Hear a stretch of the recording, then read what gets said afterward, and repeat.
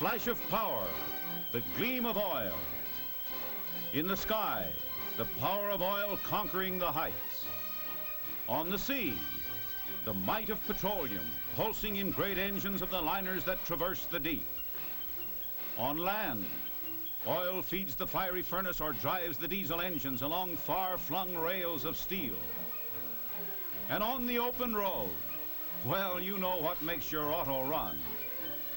For millions of years, this source of power slept peacefully in the dark recesses of the earth until modern magic loosed the liquid energy from its subterranean prison.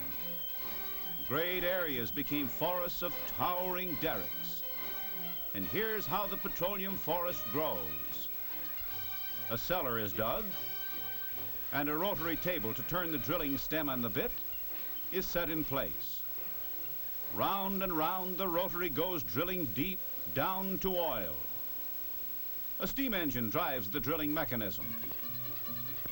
They're inserting a length of pipe, lengthening out the stem for deeper drilling. A new joint is waiting. Oil field workers are called drillers, roughnecks, roustabouts, rope chokers. The oil field treats our ears to odd and colorful names. Now the drilling stem has been lengthened, then round and round once more. Down through layers of sandstone, shale, limestone, down to astonishing depths.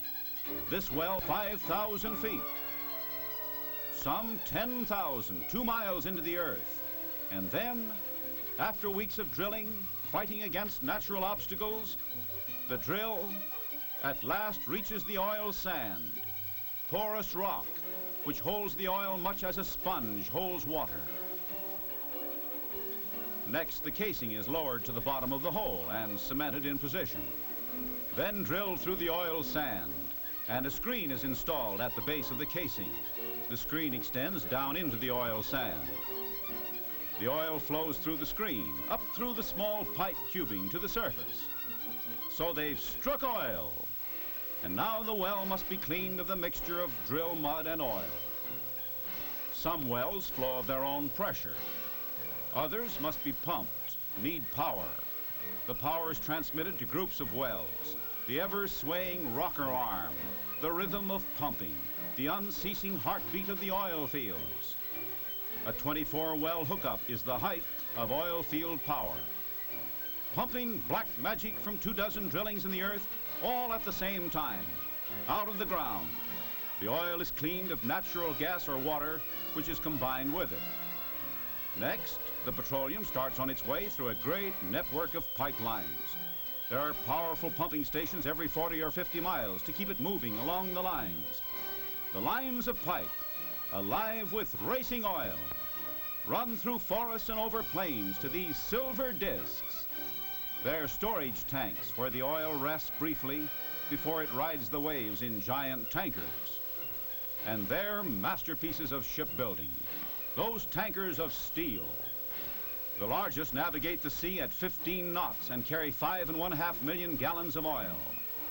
The voyage of oil to the refineries.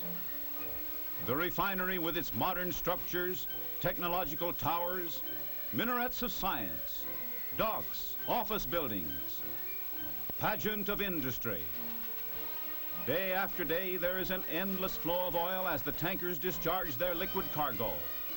Unloading oil is a vast operation of piping through huge hoses. Discharged pipes on the vessel and receiving lines on the dock are connected, and a cargo of 5 million gallons is discharged in less than 24 hours. No two cargoes of crude oil are alike, so each boatload must be stored in different tanks, and each batch must be processed individually, with laboratory tests to indicate the precise treatment for each. That is embodied science. Those masses of strangely wrought steel, forests of stacks, glowering and hissing boilers, leaping and winking fireboxes. Intense heat, the flames roar in the furnace, yet the oil flows so fast the heat does not scorch it. And scientists wrest from the crude petroleum its tremendous power in the form of gasoline and other fuel oils. And that's done in these towers called fractionating towers. They divide crude oil into the lighter and heavier parts. Those of different boiling points liquefy at different levels in the towers. Some lighter than gasoline liquefy at the top. Heavier parts liquefy further down. At the bottom are the heavy fuel oils, or the raw materials from which lubricating oils are made. When increasing use of motor cars pyramided the demand for gasoline to extraordinary heights, scientists were called upon to devise new methods. How could a greater proportion of gasoline be extracted from the crude oil than that obtained from the fractionating tower alone? To meet this challenge, the scientists turned to products other than gasoline which are drawn from the crude, studied their molecules, and found a way to change them, to turn them into gasoline. The result was cracking. Let's look at a diagram of a cracking plant. Here we see how one part of petroleum that is not gasoline is converted into gasoline. Called gas oil, it is pumped through a pipe into a cracking furnace, heated to over 900 degrees under tremendous pressure. And the individual particles, molecules, are broken into smaller molecules, just as coal is broken under a hammer. If we could see one of those molecules, it would look something like this. The hotter the molecule gets, the faster it wiggles, until finally it wiggles so fast it flies apart. The pieces shoot around at great speeds. They eventually find partners and form new and smaller molecules that look something like this.